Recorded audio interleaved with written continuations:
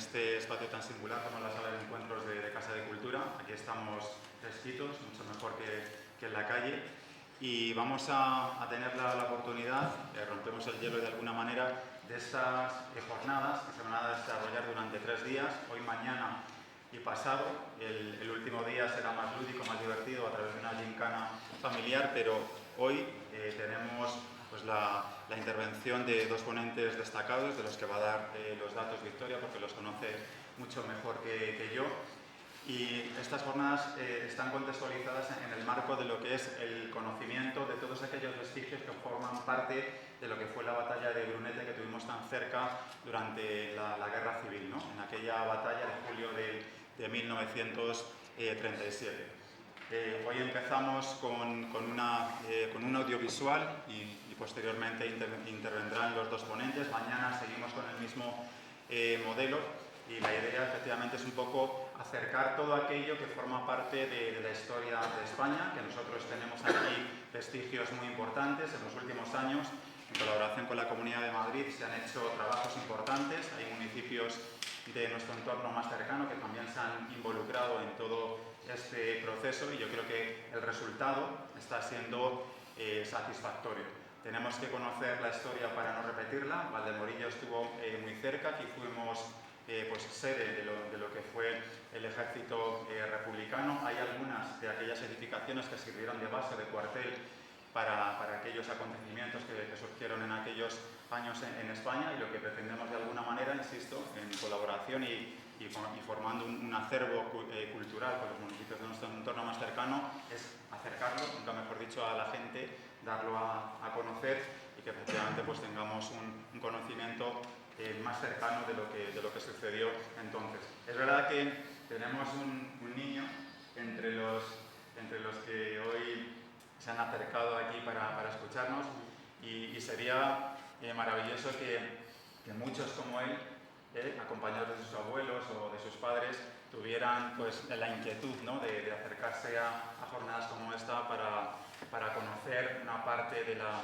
historia de España, una parte pues, difícil y cruel, una guerra civil pues, de unos contra otros, pues especialmente complicada. Pero bueno, le agradecemos por supuesto a sus abuelos que esté aquí y esperemos que en los próximos días pues vengan muchos más. Muchas gracias a los ponentes que hoy nos acompañan, a los que nos van a acompañar mañana. Y nada, Victoria, que tú ya es la palabra si quieres pues, darnos una pequeña semblanza de que nos acompañan esta tarde. Buenas tardes a todos.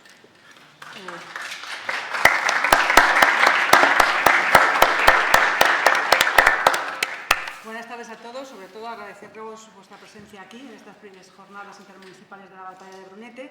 Y bueno, yo os voy a presentar así un poco a Ricardo Castellano, a Paco Pulido, a Carlos Pulido y Paco Pino, que me he confundido. Perdonad. Bueno, ya sabemos todos cuál es su trayectoria profesional. Ellos realizan un trabajo riguroso, ellos divulgan y dan el conocimiento sobre la Guerra Civil Española. Y bueno, pues yo voy a dar unas pequeñas pinceladas de lo que ellos hacen, pero por ejemplo para Óscar o para mí o para más personas que estén aquí, que somos un poquito frikis de la historia, los conocemos perfectamente. Y bueno, comentaros un poco, Ricardo Castellano es historiador militar, también es abogado. Perteneció, que yo recuerdo, el tema del colectivo Guadarrama con Pablo Esner, hicieron toda la cartografía y toda la fortificación de todos los fortines, trincheras, colmatadas, de todo Guadarrama. ¿Cuántos años han pasado de eso? ¿15, 16? Pues como asociación, colectivo Guadarrama. 2005-2025, 20 años. 20 años. Pateando la sierra. Más los, digamos, 6 u 8 previos antes de ser asociación. Sí, ha realizado muchísimos estudios de la Sierra de Guadarrama, de todos los fortines, y tiene también un libro que se llama Retrovisor y en verde, de 2022. Es una novela, me hace mucha ilusión que lo comentes. Luego tenemos aquí a Paco Pino, Francisco Pino, que Francisco Pino es licenciado en Medicina y Cirugía, es fundador de una de las asociaciones que... Bueno, estás con el colectivo de Tajar y Gefrema también, ¿no? Con Casalins, me parece, ¿verdad? Sí. Creo que sí, que estás con Tajar y Gefrema y también tienes la asociación de la Trinchera Olvidada en Aragón, ¿verdad? cuando vivía en Aragón. Cuando vivías en Aragón. Y ahora lo que estás haciendo es todo el tema de la cuerda de Guadarrama. Claro. Que estás con las fortificaciones de la cuerda de Guadarrama y que estás encontrando. ¿Cuántos estructuras más o menos? Bueno, estoy en un trabajo, en un proyecto que nos ha encargado la Comunidad de Madrid. Y bueno, se trata de localizar y prospectar lo que son los vestigios en altura, que se dice pronto, pero la altura aquí en el Sierra de Guadarrama son 2.000, 1.900, 1.800 y hay que ir allá arriba, ¿no? Y bueno, pues es un trabajo apasionante, como los trabajos que he hecho para Ricardo, como los que he hecho para el coronel Romero, y me dedico a eso, ¿no? Documento trabajos y estudios de, bueno, pues de personas de alta calidad en este mundo, ¿no? Por decirlo de alguna manera. Y bueno, aquí tenemos a Carlos Pulido, que luego nos hará una pequeña ponencia, de media hora, 40 minutos. Él es ingeniero informático, es piloto, trabaja para Gestea, te formaste en Gestea. Vive ahora mismo actualmente en Daganzo de Arriba, o sea que hemos sido casi vecinos. Sí. Y bueno, comentaros que él pertenece a la asociación del Museo del Aire, ¿verdad? Y también ha realizado diferentes trabajos en colaboración. Tienes un libro que es Los aviones del Moncayo, ¿verdad? Los aviones del Moncayo y los aviones de la Sierra Guadarrama. Y habrás trabajado con el coronel Romero, con José Romero, de Sigüenzaíta, ¿no? Sí, en el libro. efectivamente. El último libro del coronel Romero es de Sigüenzaíta, que bueno, yo ya lo tengo, pero os tiene que dedicar y le voy a echar un vistazo porque tiene una pintaca. Y bueno, pues nada, deciros que da sobre todo de mi parte y de la parte de todo el Ayuntamiento de Valdemorillo, dar las gracias al coronel Romero, porque sin su colaboración sobre todo ha sido clave en el desarrollo de esta ponencia y de la próxima ponencia, y sin su ayuda esto no podría ser. Muchísimas gracias a todos.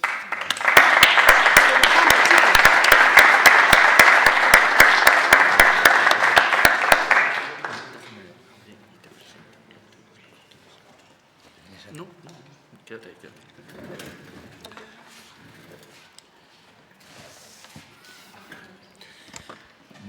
Buenas tardes. Este tipo de actos siempre suelen llevar un cierto protocolo aparejado. Paco y yo somos muy poco protocolarios, ¿para qué engañarnos? Entonces, yo lo único que quería, al tomar la palabra, es abundar un poco en la semblanza que ha hecho la concejala. Paco es mucho más de lo que él modestamente ha dicho. Paco es la persona que probablemente, gracias a su amplio archivo documental videográfico rodado desde el aire, tiene pues el mayor conjunto de imágenes aéreas que hay en la Comunidad de Madrid de los terrenos donde tuvieron lugar las batallas de la Guerra Civil. Esto que puede sonar pues un poco como a, no sé, arqueólogo, a profesional, en realidad Paco no lo hace ni como arqueólogo ni como profesional, sino que lo hace como verdadero devoto y aficionado que es, por un lado, que es la afición que tenemos él y yo oculta, que solamente lo saben unos poquitos, somos fanáticos del mundo aeronáutico. Yo me he dedicado a las trincheras, a los fortines toda mi vida, pero a mí lo que me sulibella, como decía el Carlos Mejía Godoy, son los aviones. Y a Paco igual. Y además, él, como es mayor que yo, lleva muchos más años en este mundillo de aerotrastornados del que tan orgullosamente formamos parte. Paco y yo nos conocemos únicamente hace 8 años y fue a raíz de unas excavaciones en la casa de campo que coincidimos y él se ofreció a... Yo ya había oído en su día hablar de los drones y demás, pero estaba muy centrado en la arquitectura inversa, ¿no? La negativa, la de las trincheras. Pero cuando él me dijo a lo que se dedicaba, que había utilizado drones para documentar históricamente lugares para que un amigo suyo pudiera escribir una novela desde unas circunstancias fisiológicas muy complicadas, me pareció tan bonita la idea que le dije inmediatamente: Paco, ¿te apetecería que nos fuéramos al campo y, del mismo modo que yo he tomado las fotografías, he levantado los planos amanuensemente y he pateado los frentes durante muchísimos años, yo tengo unas obras que te pueden servir como orientación y tú, si quieres, puedes rodar todo eso Y es lo que hizo, pero lo hizo mucho más allá de mis expectativas. Es decir, Paco es un entusiasta, tangerino de nacimiento, pero zaragozano. Y eso imprime carácter hasta el extremo que él ha sacado en mis libros errores que yo desconocía que estaban ahí. Por ser tan, yo no diría vehemente, sino tan minucioso en el análisis porque también es médico, lógicamente, y es una persona científica. Y dicho esto, le dejo a él la palabra. Él os explicará en 2 patadas qué es lo que se va a proyectar y espero que lo disfrutéis porque es algo que yo me lo pasé bomba haciéndolo con él. Gracias.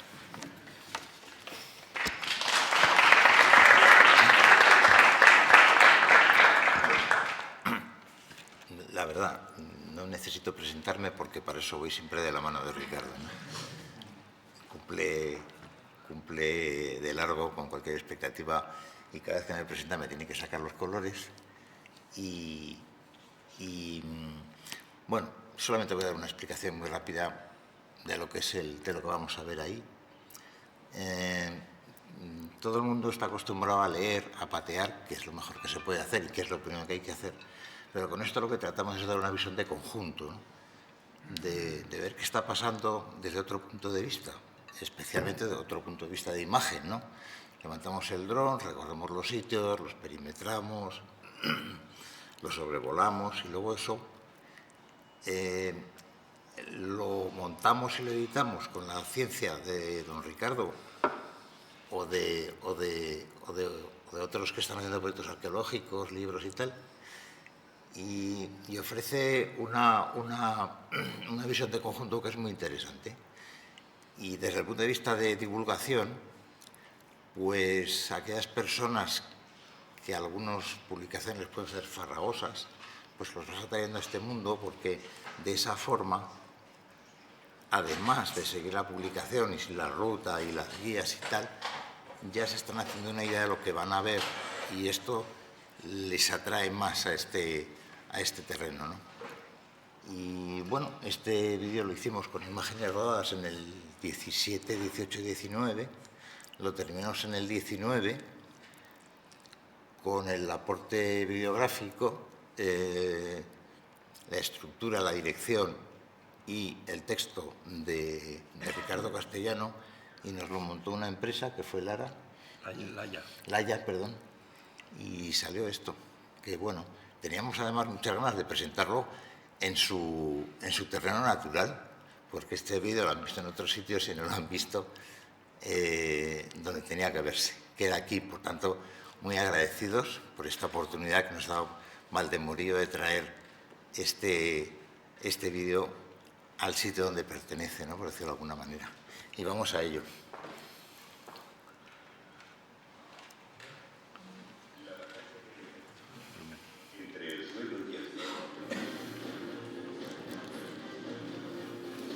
En la madrugada del 5 de julio de 1937, las tropas del Ejército Popular de la República iniciaron desde las alturas al norte de la localidad la ofensiva que más tarde pasaría a la historia como Batalla de Brunete.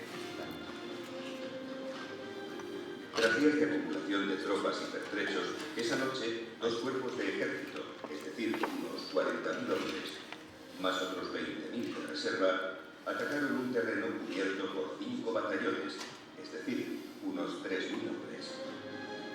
En una extensión de aproximadamente 15 kilómetros de ancho por 15 kilómetros de alto, se iba a desarrollar la tercera batalla más cruenta de la Guerra Civil Española, tras el Ebro y Teruel. Las localidades que se vieron directamente afectadas por los combates fueron Valdemorillo, Navalagamella, Villanueva de la Cañada, Brunete, Villanueva del Pardillo, Ticorna y el castillo de Aulencia, Villafranca del Castillo. El enfrentamiento se prolongó durante 3 semanas en las que el calor y la sed por el día y los incendios por la noche agotaban a los combatientes.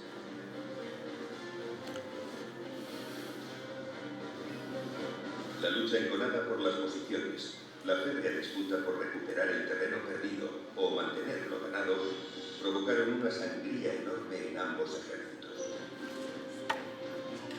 Al finalizar, unas 36.000 bajas entre muertos, heridos y desaparecidos convirtieron esta zona al oeste de Madrid en un lugar cuyo recuerdo no se borrará en la memoria de los españoles.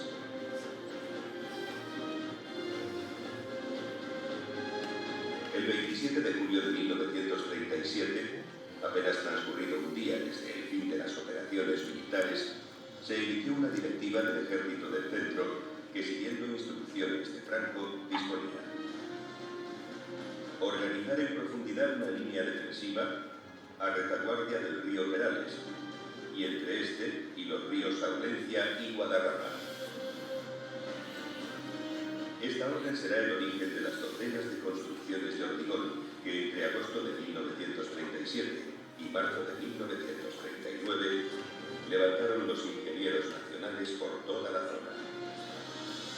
Por su parte, las autoridades republicanas instarían a sus batallones de obra y fortificación a atrincherar fuertemente las cotas alcanzadas, así como a perfeccionar desde julio de 1937 una segunda línea de asentamientos para ametralladora, que a lo largo de 1938 se verían complementados con los fortines de hormigón que conocemos entre Quijorna y el río Guadarrama.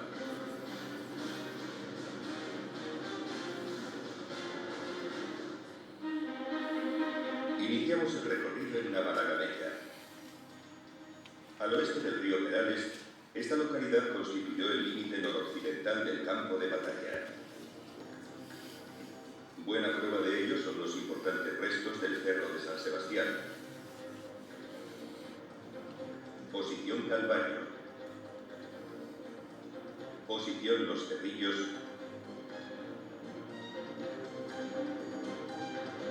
Y Barranco del Hondillo, en el mismo casco urbano.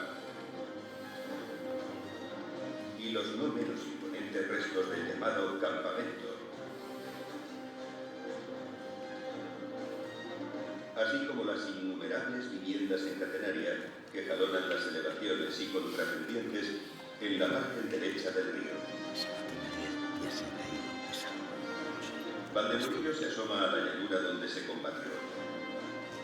Desde sus terrazas descendieron los soldados del 5º Cuerpo de Ejército Republicano y a mitad de la ladera se levantó una sucesión de casamatas para arma automática. Se trata del despliegue denominado Plan 69B.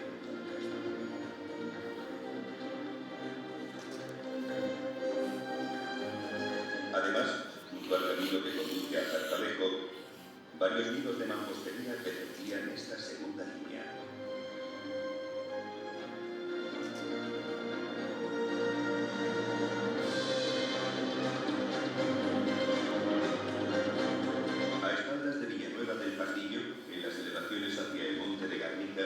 Se encontraba la llamada Casa Palancas, que se usó como observatorio republicano y puesto de mando circunstancial durante la batalla.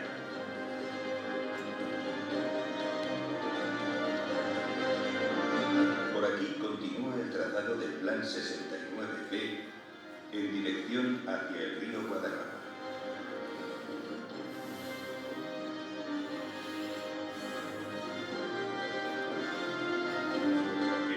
Sur del municipio se hallan los fortines junto al arroyo de los Palacios. Los lienzos del castillo de Aulencia aún conservan restos de los impactos artilleros. En el triángulo formado por la confluencia de los ríos Aulencia y Guadarrama se combatió con inusitada intensidad.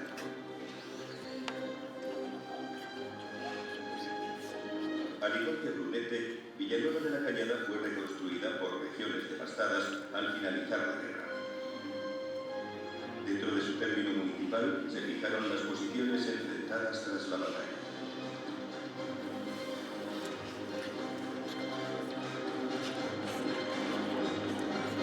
En Quijorna se peleó hasta el límite y encontramos restos de construcciones tanto al norte del arroyo de los Morrales como principalmente al sur.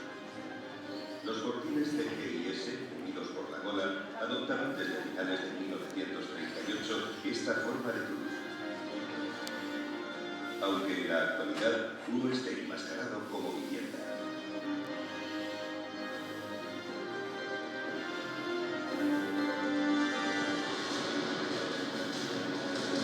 Entre diciembre de 1938 y enero de 1939 se desplegó por parte del Ejército Nacional un sistema defensivo al norte de Brunete,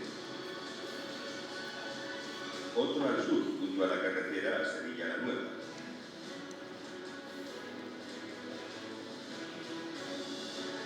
Y otro más al sureste, en la carretera hacia Villaviciosa de Odón. Se trataba, en suma, de blindar las vías anexas a la población para defenderlas de una eventual incursión republicana. Además de estos pueblos, otros cercanos también vieron proliferar las obras defensivas, como Villanueva de Perales, Fresnedillas de la Oliva,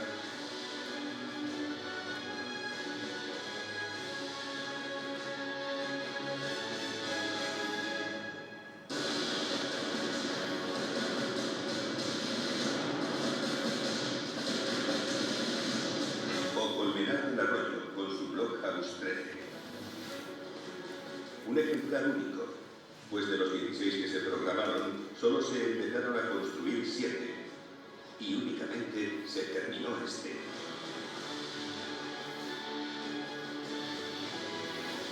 En resumen, fue durante los últimos 9 meses de guerra cuando se aceleró el proceso de blindaje de este frente, que se vería interrumpido por la finalización de la guerra el 1 de abril de 1939.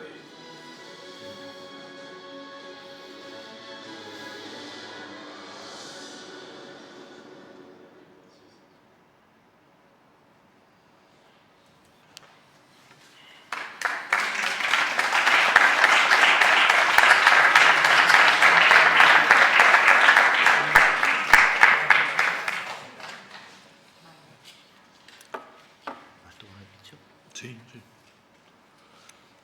¿Tenéis alguna curiosidad, alguna pregunta que hacer sobre el audiovisual?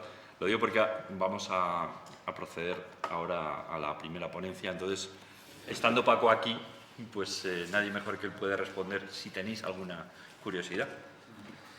Puede ser una percepción, a lo mejor me equivoco yo, entre Navalamella y Fresnedillas en la finca Medialdea, ¿se ha dejado alguno que no sale de la imagen? Bueno, nos hemos dejado en esa zona muchísimos, los que se conocían popularmente como garigolos. Ahí hay un par de fincas a las que no hemos podido entrar porque son particulares y ahí hay muchísimo, muchísimo. No sé exactamente cómo intervinimos en la catalogación de todos los vestigios provincial, bueno, de la comunidad, y yo en concreto, yo creo que fue a Pablo a quien le correspondió gestionar Navalagamella y Fresnedilla. Sí, creo que fue Pablo, y no sé si el hecho de que estuviera la Comunidad de Madrid detrás le abriría las puertas o no, no lo sé. Yo lo intenté, por ejemplo, en una de las zonas que me tocó, uno de los municipios que me tocó, por la zona de, bueno, pues entre el Jarama y el Henares, y no me sirvió de nada, aunque les dije que estaba enmarcado en una cuestión histórica y profunda y seria, no política, pero no me permitieron entrar. Entonces, pero sí, tienes razón, porque hay muchísimos restos. De hecho, conseguimos entrar en su momento gracias al dueño de una de las fincas, que se llamaba, hace mucho que no sé de él, pero Daniel Arnedo, y él era propietario de una de las fincas al norte del Cerro Escalante. Y el entrar en su finca nos permitió ver cosas. Claro, cuando las cosas están dentro de terrenos a los que no puede acceder la gente, si el propietario no lo ha destruido o no ha... Estas son fortificaciones. Las fortificaciones están hechas para resistir, con lo cual pueden permanecer muchísimos años en buenas condiciones. Pero, claro, depende... Yo lo decía, porque esa que conozco yo está en tantas. Sí, sí. Por ahí... Así. De hecho, si te coges el estudio que hicimos para Navalagamella, específicamente para el Ayuntamiento de Málaga, hicimos un estudio con 107 fichas. 107 fichas sin haber podido entrar en todas las fincas. Entonces, ahí, como tenemos todas las posiciones que tenía el despliegue militar, en este caso era de una brigada nacional, perfectamente identificadas en el mapa, sabemos dónde había unidades tipo sección, unidades tipo pelotón, unidades tipo, ¿sabes? Aquí hay 30, 15, lo tenemos todo localizado a través de la superposición de mapas de época sobre mapas actuales, pero no hemos podido llegar a todos los sitios. Y la zona que tú comentas, esa zona de Cerro Escalante y todo eso, allá. Así. Bueno, queda al menos la curiosidad de que alguien podrá el día de mañana. Diga usted, mi coronel. Tengo una pregunta que es la finalidad del vídeo. Es decir, si era para ilustrar un centro de interpretación, un museo, si era para acompañar la presentación de unas obras, una catalogación de fondos. Sí. ¿Y en qué ha quedado este? Pues mira, es una pregunta dolorosa, pero necesaria. En 2017 la Comunidad de Madrid aborda el Plan de Fortificaciones con una serie de iniciativas, entre las cuales está pues, la catalogación, la revisión o el intento de catalogación pormenorizado de todos los términos municipales que en la Comunidad de Madrid vieron sus terrenos afectados por la guerra. Y una de las cuestiones que se nos dijo es que se iba a crear una red de museos auspiciados por la Comunidad de Madrid, aunque desarrollados específicamente por los ayuntamientos, con idea de poder dedicarlos pues, temáticamente a distintas cuestiones.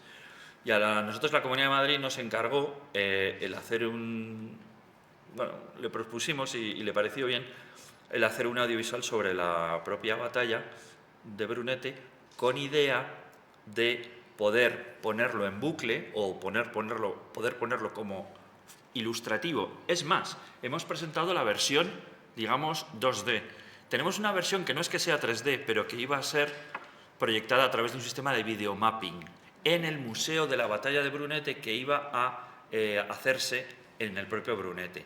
En la Plaza Mayor había unas dependencias a las que acudimos, de hecho, porque hubo un acto oficial de inauguración.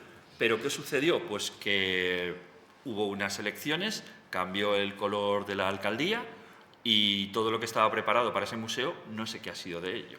Nosotros nos quedamos con este audiovisual, porque como somos los autores intelectuales y los propietarios de imágenes y de texto, no podemos ni lo hemos cedido a nadie, porque en principio esto se hizo para una iniciativa de la Comunidad de Madrid.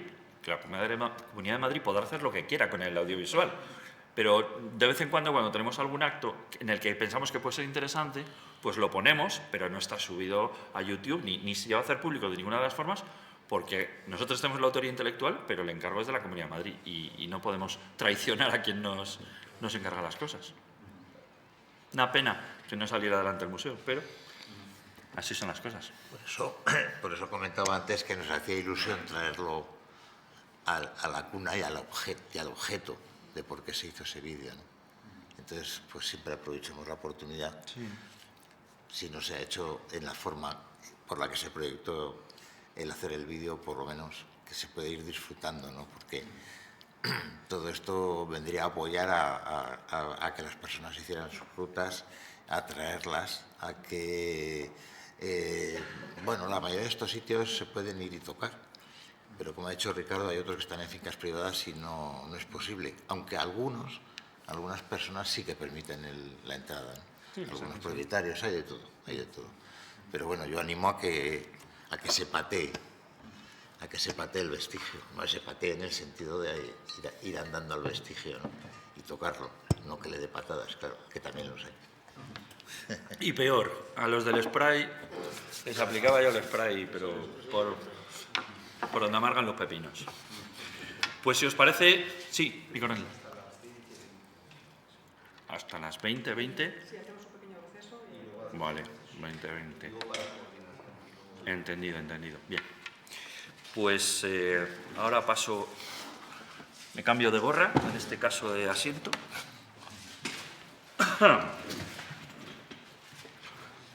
Y me pongo los ojos, que si no veo menos que Pepe Leches. Bueno.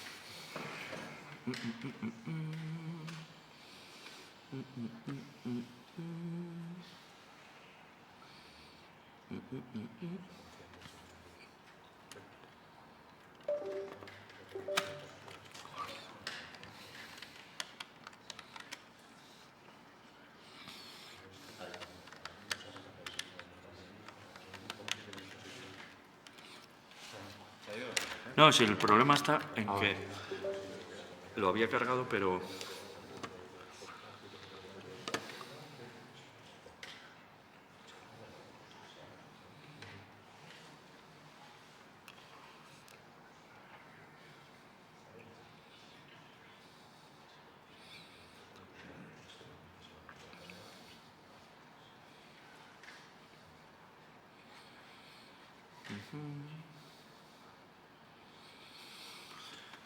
Bien, ya siendo consciente del tiempo del que dispongo,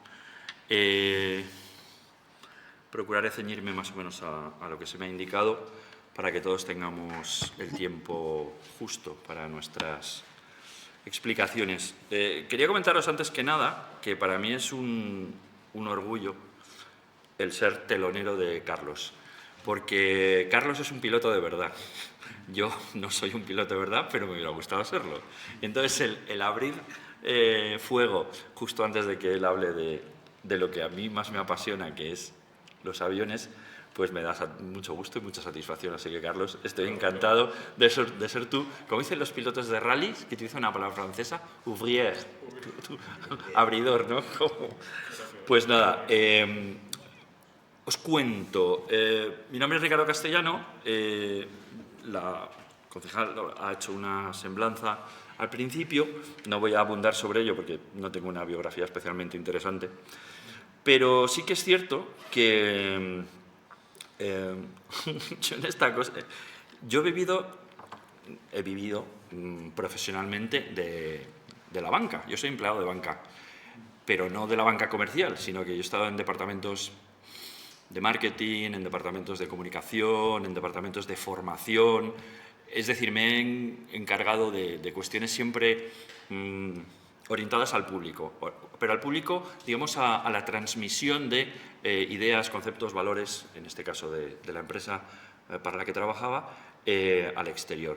Entonces, pues digamos que más o menos estoy acostumbrado a hablar auditorios, a conversar con otras personas, a escuchar sus puntos de vista, a impartir los míos o a transmitir los míos.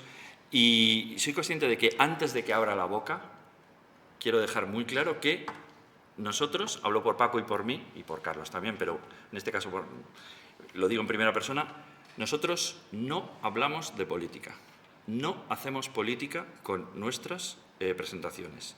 Somos estrictamente asépticos. Tenemos una ideología, por supuesto, yo la tengo clarísima, además la tengo muy acentuada, pero una cosa es la ideología y otra cosa es la historia. Entonces, nosotros cuando hacemos presentaciones y cuando hablamos de estas temáticas, sobre todo porque el tema de guerra civil es muy delicado, muy delicado, porque aunque ya ha pasado mucho tiempo, pues no dejó de ser lo que fue, un auténtico fracaso en la convivencia entre los españoles. Siempre lo digo de entrada para que, si a mí se me escapara algún tipo de consideración o de comentario ligero, no me lo toméis en cuenta porque es que no quiero, bajo ninguna circunstancia, hacer bandería de ninguna de las cosas que puedan aparecer aquí. Entonces, como os decía, a mí lo que me gusta son los aviones, pero como Dios no me ha dado alas, pues me he tenido que dedicar a otras cosas. Y básicamente a lo que me he dedicado es a recorrer durante los últimos 25 años la Comunidad de Madrid, la zona centro de España, localizando pues, vestigios correspondientes a la guerra civil, y a resultas de esas actividades no profesionales, pero sí muy apasionadas y apasionantes, pues he escrito algunos libros, he compartido libros con otras personas, con otras asociaciones, y ahí pues hay una pequeña semblanza. Pues el primero y el segundo, Asedio y Defensa, son dedicados a Madrid. El siguiente, Arquitectura Militar, esto lo editó la Comunidad de Madrid, lo hice con Pablo Snell, y es dedicado específicamente a la batalla de Brunete. Luego hay uno que es Guadalajara y la Guerra Civil frente a frente, que es la consecuencia de un trabajo que hicimos para la Junta de Comunidades durante 2 campañas, 2006 y 2008, haciendo una batida de localización de vestigios de la Guerra Civil en Guadalajara. El siguiente, el de la Batalla del Jarama, pues es un trabajo coral que hicimos la Asociación Tajar, que pues yo me he metido en todas las asociaciones. Yo he fundado GEFREMA, he fundado el colectivo Barrama, he fundado Tajar. Luego voy un poco a mi rollo, pero me he metido en todos los charcos. Estuvo auspiciado por una línea que dio en su momento, yo creo que fue el gobierno de Zapatero, cuando la Ley de Memoria Histórica se promulgó en 2007. Este es de 2010, más o menos. Luego, los mapas de Cipriano Mera son una cosa interesantísima que surgió a raíz de que el ejército español se puso en contacto con unas personas profesionales de la arqueología y les explicó que tenía unos mapas que creía que tenían un cierto valor histórico, y ya creo que lo tienen. De hecho, ese trabajo, por ejemplo, me permitió ir con el coronel Romero a hacer un maravilloso vuelo en helicóptero desde la sede de Colmenar Viejo hacia el frente de Teruel, Montes Universales, y pudimos bajar con el helicóptero en distintas posiciones, pisarlas, verlas, y es la prueba clara de que lo que hace Paco con el dron, si se hace ya con un equipo grande, profesional, como puede ser un helicóptero, no hay barreras, o sea, no hay límites para esta actividad, y eso la hace todavía, pues, a mi modo de ver, más atractiva todavía. Luego aquí en medio, el corredor de la Batalla de Granja, lo hicimos de acuerdo con personas de la Granja de San Ildefonso, con Eduardo Juárez. Es decir, que al final el mundillo somos pocas personas y acabamos conociéndonos todos. Pero yo puedo decir, honestamente, que yo desde luego con esto rico no me he hecho, pero me lo he pasado que, vamos, ni todo el dinero del mundo me habría bastado para poder pasármelo también. Entonces, visto más o menos lo que ha hecho este descerebrado que tenéis delante, como me he dedicado siempre al resto físico, al resto arquitectónico, pues a la construcción, negativa o positiva, pues llegó un momento en que dije, joder, a lo mejor tenemos que prestarle un poquito de atención no solo a lo que está ahí fruto de la construcción, sino a aquello que utilizaron los que decidieron darse de palos y que haya podido quedar también en el terreno. Sé que esto es un poco delicado porque evidentemente hay leyes al respecto que limitan, como es normal, todas estas cuestiones que vais a ver en esta presentación. También os digo,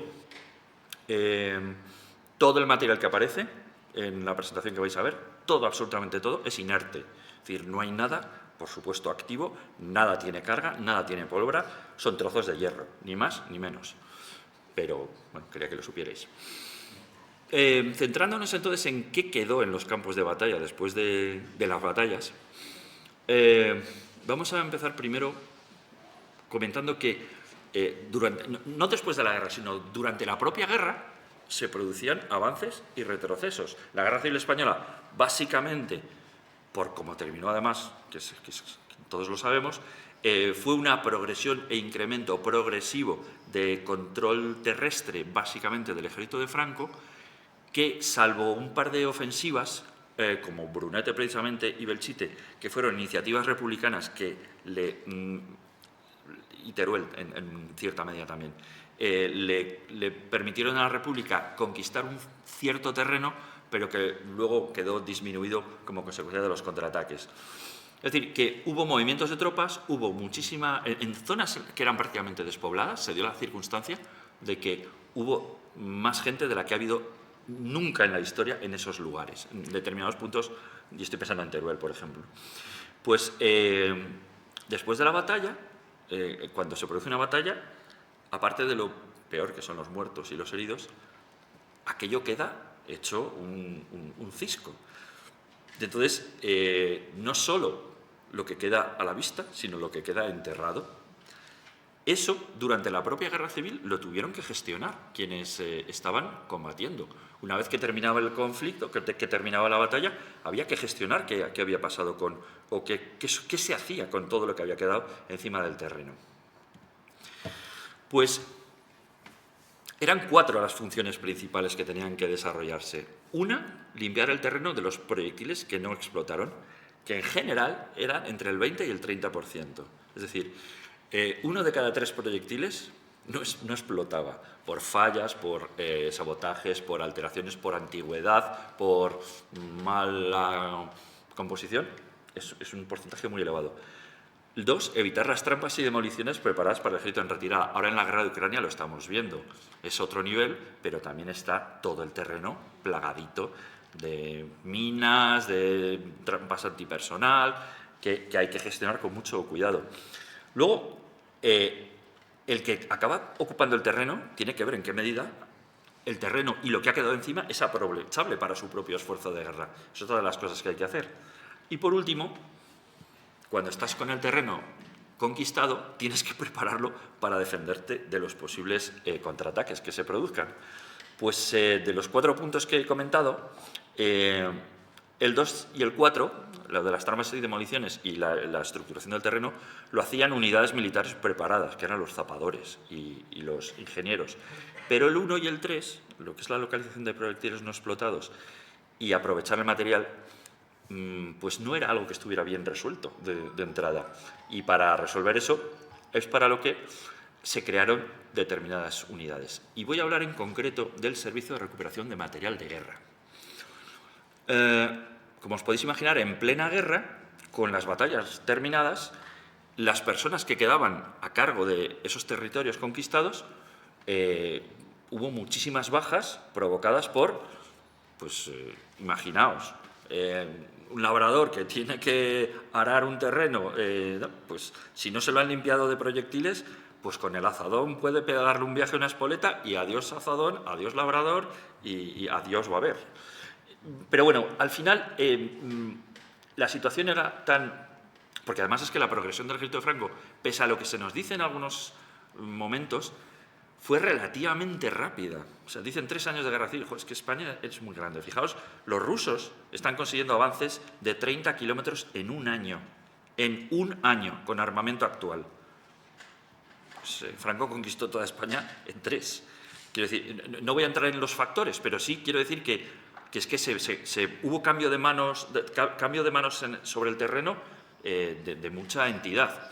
Entonces, ¿qué hicieron en el ejército de Franco? Y digo el ejército de Franco porque la República tenía unidades similares. Lo que ocurre es que la República no estaba recuperando terreno, estaba perdiéndolo. Entonces no tenía que hacerse cargo de esos terrenos llenos de proyectiles, pues porque lamentablemente para la República estaba perdiendo. Franco crea 5 batallones especialistas en esta cuestión, en recuperar el material que pudiera haber de las batallas allí. Y como os pongo aquí, los cometidos que tenían estos 5 batallones eran recoger el material abandonado por el enemigo, clasificarlo por modelos y por usabilidad o no, y entregarlo lo más rápido posible a las unidades combatientes. Es decir, la Guerra Civil Española fue una guerra muy heterogénea. No voy a entrar a explicar conceptos militares, pero si por una cosa se caracterizó es porque hubo muchísimo material de muchísima procedencia distinta, muy poco estandarizado, con utilización circunstancial, pues porque las circunstancias, valga la redundancia, eran las que eran. La República no tenía un suministro de material garantizado y sistemático como el que pudo tener en algunos momentos procedente de la Unión Soviética. Francia abría y cerraba el grifo.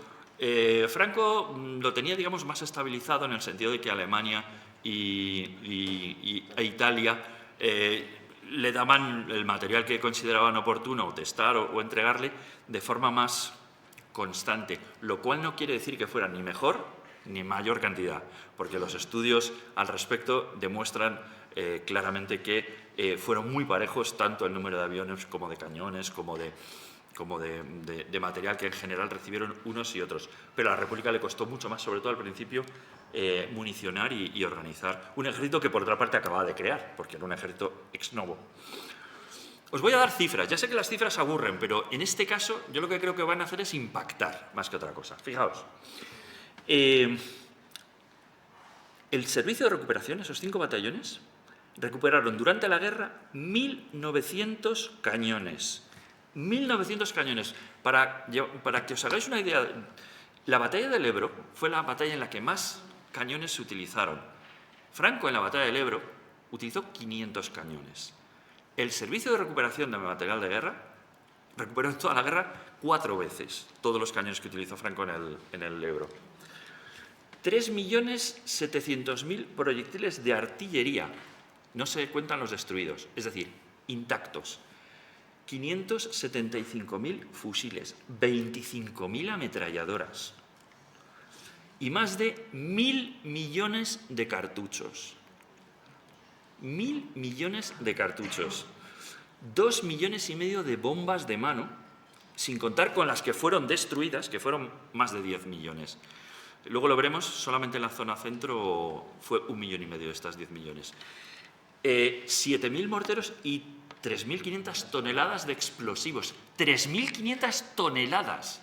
Una tonelada son 1.000 kilos. O sea, 3,5 millones de kilos de explosivos. Fijaos la barbaridad. Bueno, pues todo esto es lo que el Servicio de Recuperación de Material de Guerra de Franco fue acopiando a medida que iba avanzando por los terrenos donde se había combatido.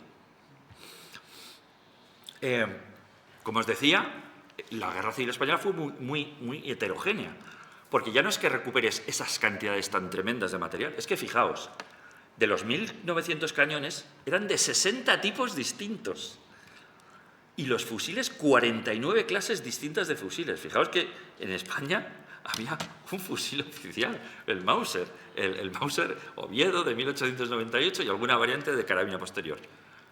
Pues con uno oficial, en el momento en que hay guerra, vas a todo lo que te entre. Entonces, claro, 49 tipos de fusiles, 41 tipos de armas automáticas, ametralladoras.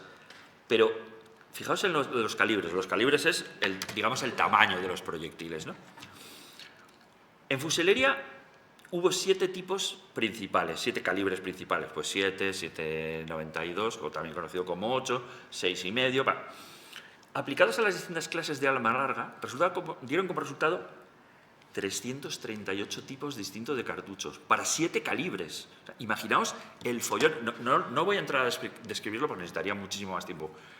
Pero para que os hagáis una idea, era tal la heterogeneidad que un calibre permitió al servicio digamos a los espías de Franco ubicar una unidad de combate, porque esa unidad de combate había sido la única que había sido dotada de este calibre. Y hablamos del Mauser, lo que llamaban Mauser Bolivia. Pues el Mauser Bolivia permitió a Franco saber que había habido un movimiento completo de una unidad desde el frente de Extremadura a la retaguardia de Levante, porque como los del Servicio de Recuperación de Material de Guerra iban encontrando cosas, se dieron cuenta que ese calibre en concreto solo se encontraba agrupado y en determinados sitios, con lo cual dedujeron solo una unidad. Localizaron la unidad y la siguiente vez que localizaron el calibre estaba en el otro lado. Pero bueno, a lo que voy. 338 tipos de cartucho de 7 clases. Y en artillería había 3 calibres principales, 75, 105 y 155. Pues con esos 31 proyectiles diferentes del 75, del 155, 32, y en total, de todos los cañones, de esos 1.900 cañones, 348 clases de proyectiles. Es que te vuelves loco. La gente de intendencia y la gente que tenía que municionar las unidades era para pegarse un tiro directamente. O sea, era una logística inviable. Bueno, pues de otras cosas, también relacionadas con la artillería, 68 modelos de vainas. Las vainas es el lugar donde se mete la pólvora y el estopín y la que deflagra y produce que la bala salga por delante. 68 modelos de vainas, 36 de estopines, 249 espoletas. Las espoletas son las que hacen explotar los proyectiles de artillería. Claro, casar todo esto debía ser... Los parques de artillería debían tener a la gente más dotada matemáticamente de cada ejército. 271 clases de pólvora... Bueno, aquí os lo resumo. El material no reutilizable se destruía, pero solo en la región centro, es decir, Madrid y alrededores, se eliminaron 1.350.000 bombas de mano, de los 10 millones que os decía antes. 200.000 proyectiles y más de 3.000 minas. Mira, ese problema no lo tenían las zonas de costa, porque lo tiraban todo al mar. Claro, porque ¿cómo se eliminaba ese material explosivo? Os estoy hablando durante la guerra, ¿eh? Pues había dos formas.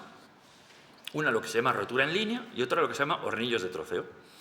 La rotura en línea era, pues, se cogían los proyectiles y se les hacía un ataque sobre la parte del proyectil que, sin afectar al proceso de deflagración que hace que explote, se desbarataba el proyectil. Con lo cual el proyectil no se explotaba, sino que se abortaba, y lo bueno de este sistema era que se podía reaprovechar el 60% del metal que tenía el proyectil y el 30% de la pólvora. El 90% del material que se desactivó fue con este sistema. Y luego estaba el sistema, digamos, cafre, que eran los hornillos de troceo. Un agujero en el suelo, 400, 500 proyectiles, tierra para arriba, cebado y ¡bumba! Y bueno, pues la tierra, lógicamente, frenaba la metralla. Ahora, no sabía cómo poneros esto. Sí, vamos bien. No sabía cómo poneros el orden en el que mostraros esto. Si analizar primero y luego mostrar el vídeo, o mostrar primero el vídeo y luego analizarlo. Creo que el orden lógico es primero ver el vídeo y luego lo vamos analizando para que os deis cuenta de cómo se hace en el siglo XXI el desbaratamiento de los proyectiles que hacían en la guerra, pues quienes lo hacían. Vamos a ver.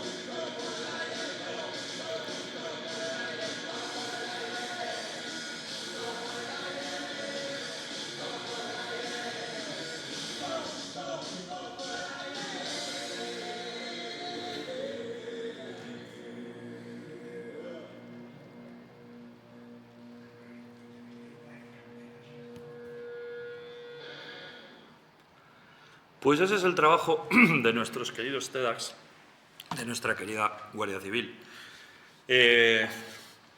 Básicamente, los que hemos lamentablemente vivido la época de ETA, pensamos que los TEDx de policía, de Guardia Civil, los del Ejército, que también tienen sus sistemas de desactivación, se dedicaban a desactivar bombas Lapa y esas cosas. Pues sí lo hacían, pero no era su trabajo principal. Su trabajo principal era desbaratar los 5 que diariamente aparecían y siguen apareciendo en los campos de España. Es decir, estamos hablando de más de 1000 proyectiles al año que aparecen. Supongo que con las cifras que os he dado os podéis hacer una idea clara de... Van a aparecer toda la vida. Evidentemente, cada vez menos en las zonas en las que se producen limpias y demás, pero no hay... Bueno, ha pasado mucho tiempo y yo creo que, bueno, pues los más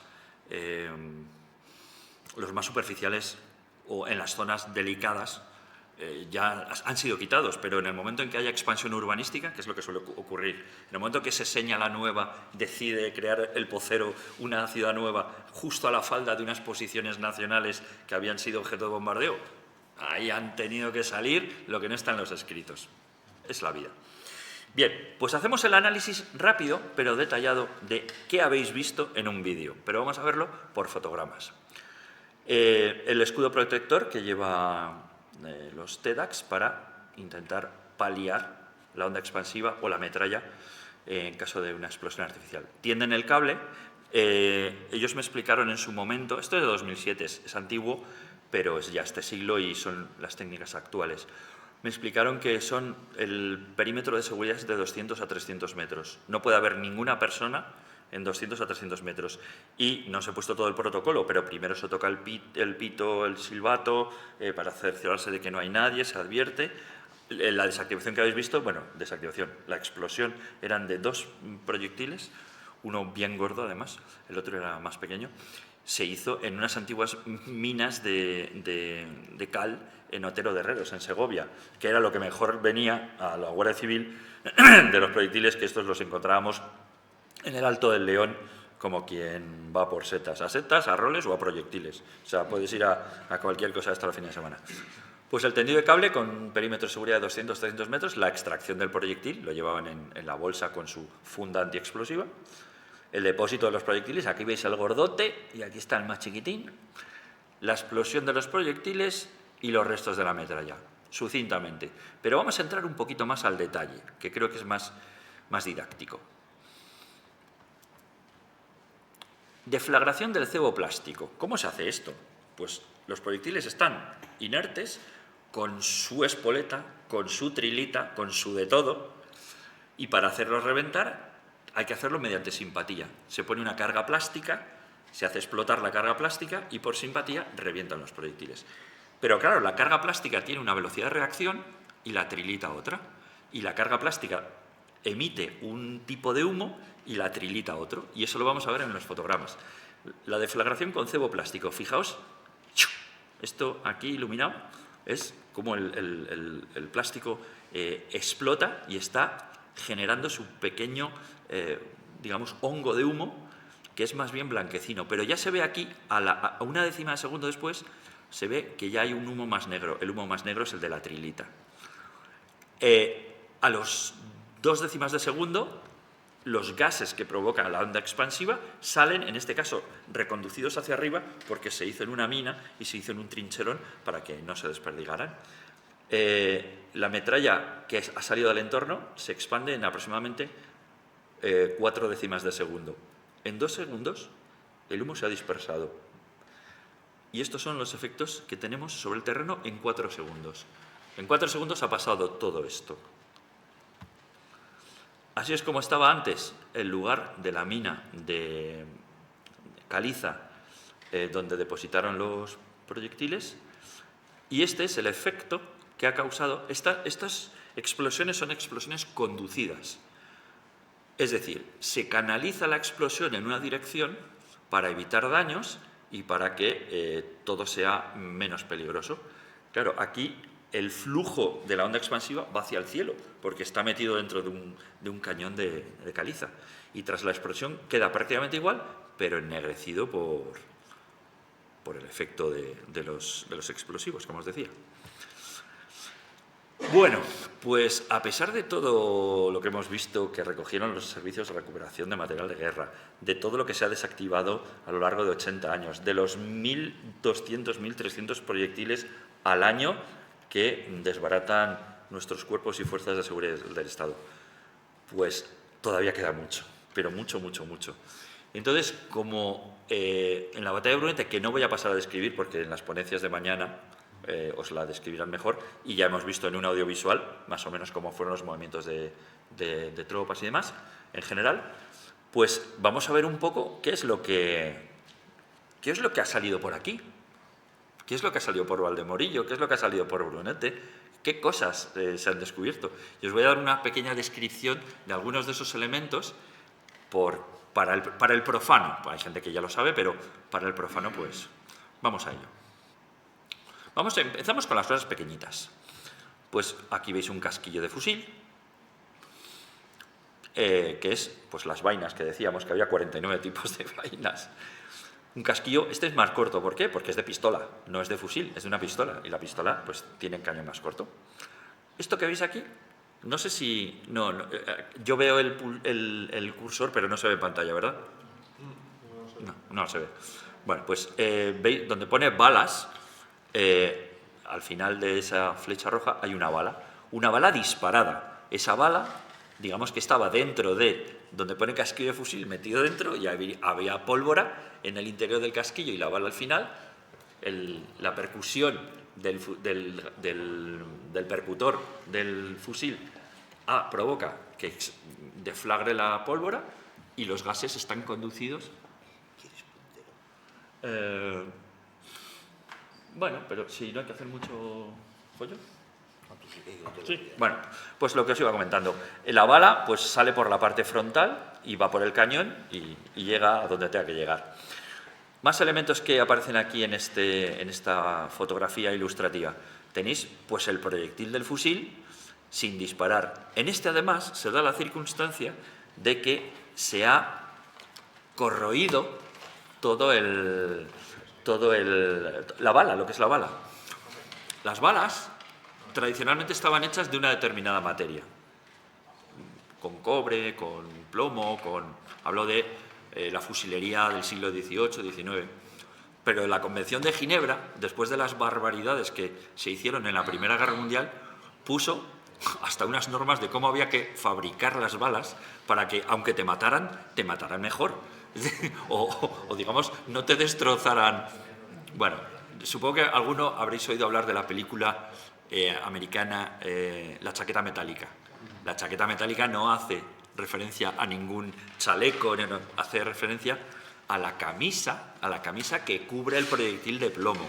Esa camisa garantiza que si entra en contacto con un cuerpo humano, desgarre lo menos posible y tenga la trayectoria más limpia posible. Que te pega en el corazón, pues te has quedado.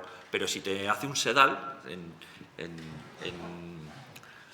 en militaria o en cuestiones armamentísticas o médicas en este caso, hacer un sedal es que la bala entre y salga del cuerpo, o sea, que haga un agujerito, eso es un sedal. Pues se intentaba que las balas mataran, pero menos, o yo qué sé. Bueno, es una forma de hablar. Hasta ahora, de todo lo que os he hablado, seguro que tenéis noticia, incluso las personas que no sepan nada de esto. Pero ahora ya entramos en términos un poquito más singulares. Por ejemplo, veis que hay que pone metralla shrapnel antipersonal. Esas bolitas se metían dentro de unos proyectiles de artillería y el proyectil de artillería se disparaba. Ese proyectil volaba y tenía, normalmente esos proyectiles tenían una espoleta a tiempos, que se dice. Es decir, una espoleta que se activaba mediante un mecanismo de relojería para que cuando llevara en el aire 1 segundo, 2 segundos, 1 segundo y medio, 3, según la distancia a la que dispararas, se activara la espoleta, explotara el proyectil y entonces todas las bolitas salieran formando un cono de metralla dirigido hacia las personas que hubiera en el suelo. Pues eso es lo que se conoce como metralla shrapnel, esas bolitas, que son multitud las que se pueden encontrar. Y luego está otra cosa que veis ahí que parece como un papel de un caramelo, de una chocolatina o una cosa extraña, alargado, como una oruga de un carro de combate. Pues eso es una banda de forzamiento. ¿Y qué quiere decir la banda de forzamiento? Si miráis en la fotografía de abajo a la izquierda, veréis cuál es la finalidad de la banda de forzamiento. Era un pequeño collar que se ponía alrededor de los proyectiles, porque claro, cuando los proyectiles salen del cañón, desde el año 1870, más o menos, que los prusianos les dieron a los franceses de revés y de cara hasta conquistar París porque tenían artillería rayada y los franceses no, pues desde esa época los proyectiles cuando salen de un cañón no salen así, sino que salen girando sobre sí mismos, en un movimiento helicoidal. ¿Por qué? Porque el movimiento helicoidal estabiliza el vuelo del proyectil, le permite alcanzar más distancia y con más precisión. Entonces, la banda de forzamiento, esa que veis ahí, es una cosa que se pone al pie en la parte de abajo del culote del proyectil para que, en contacto con el interior del cañón, es de un material más blando, tipo cobre, facilita el inicio del giro. Los cañones por dentro están estriados, es decir, tienen una especie de helicoide, digamos, segmento que avanza en forma circular, como si fuera un tornillo pero alargado, para hacer que el proyectil coja ese giro. Bueno, pues la banda de forzamiento ayuda a que eso se produzca. Pues bandas de forzamiento también se encuentran con cierta facilidad. Esa cosecha de la que estamos hablando, vamos a empezar ahora, con cosas más conocidas y menos conocidas. Espoletas, ahí tenemos espoletas de diversos tipos. Las espoletas son lo que hay en la punta de los proyectiles y que puede ser a tiempos o por impacto.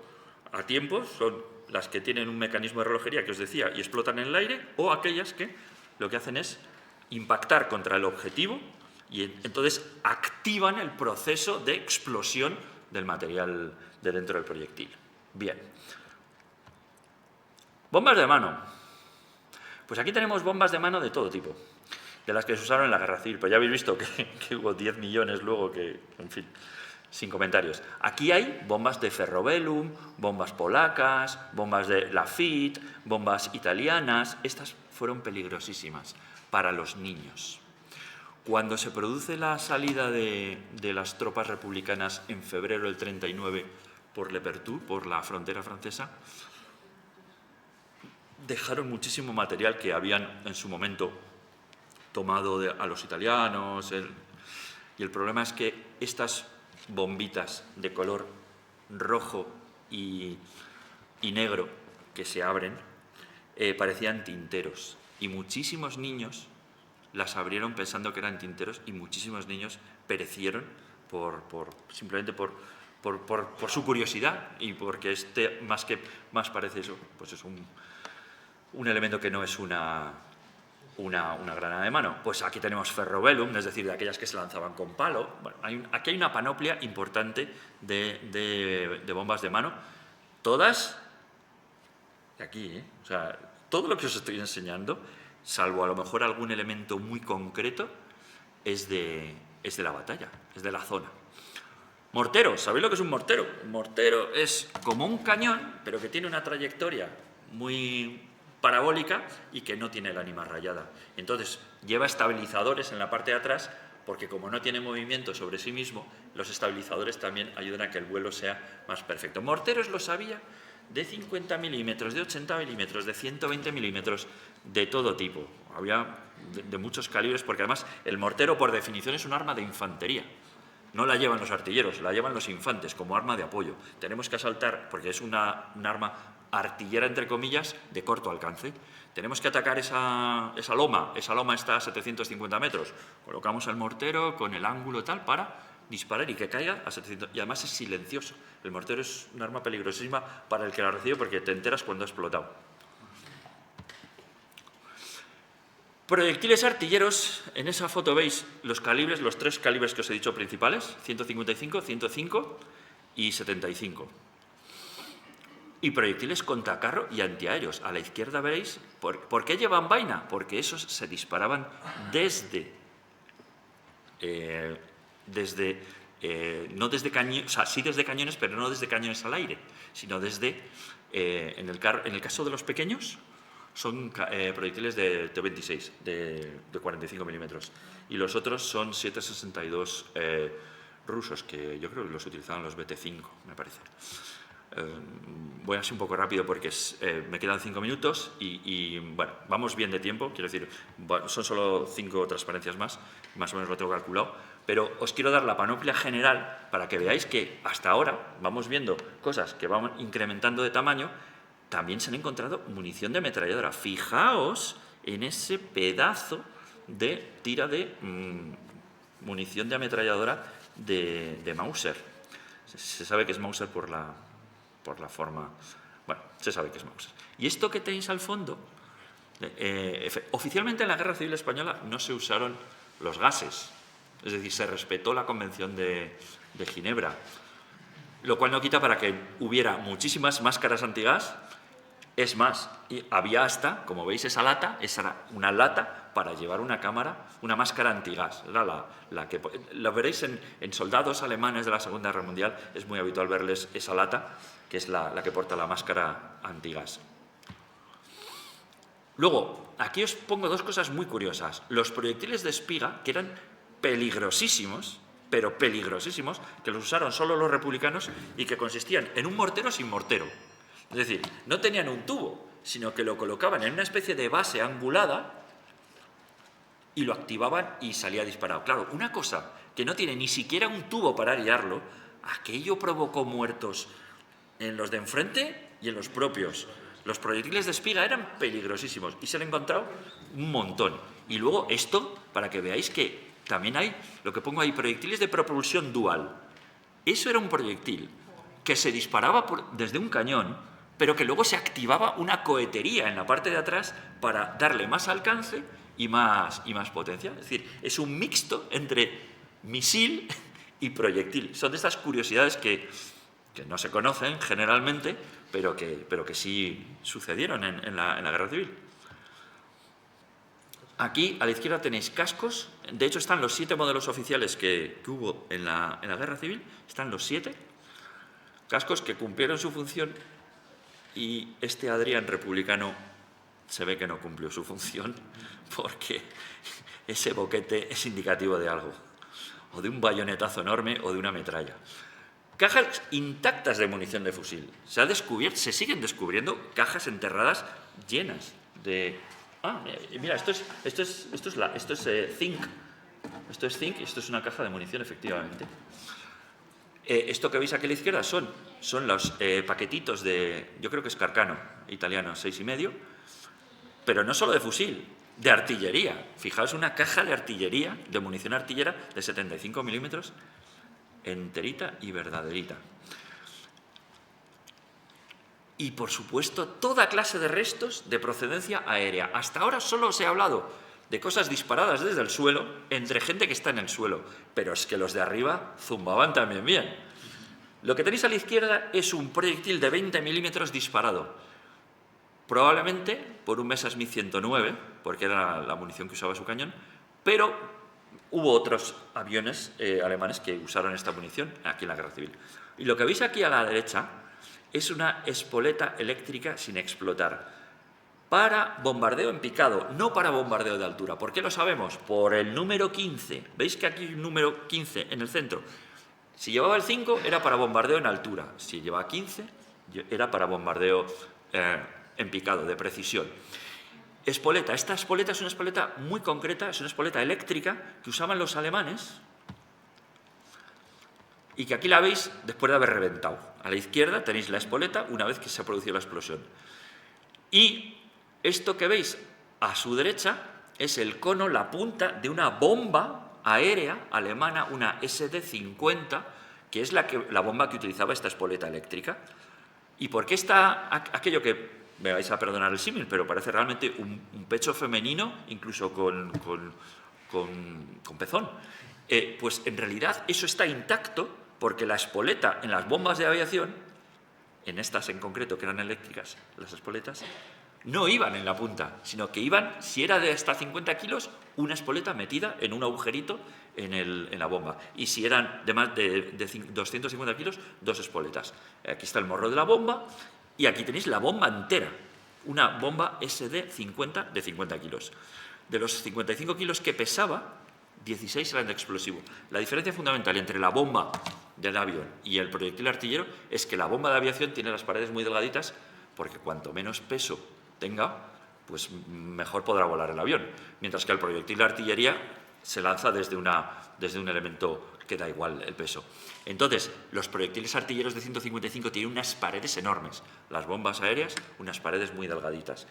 Y, ya quiero terminar, son y 20, diciendo que en general todo lo que se puede encontrar en los campos son objetos cuya misión era más herir que matar, si fuera posible, porque el herir a un enemigo le causa más daño que si le matas a un soldado, porque el herido requiere asistencia, requiere evacuación y el muerto, pues muerto está.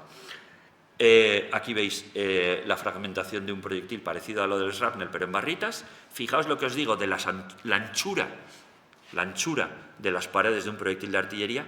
Fijaos cómo queda cuando explota con ese pico hacia arriba. Y esto que veis aquí es la metralla de un desbaratamiento actual.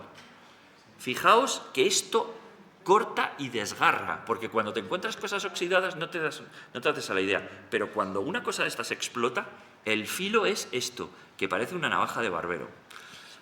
Y creo que he cumplido con mi horario. Muchas gracias por vuestra atención.